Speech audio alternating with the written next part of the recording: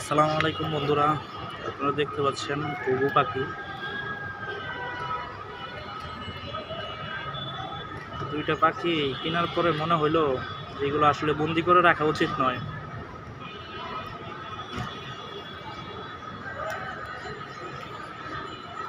ঠিক আছে, এইগুলাকে উড়িয়ে দেওয়াই ভালো, তাই না?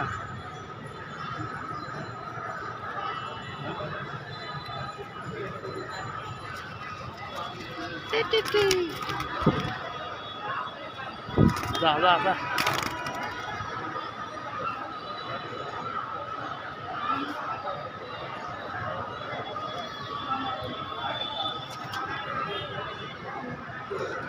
আর জীবনে কখনো এইসব পাখি কেনা হবে না।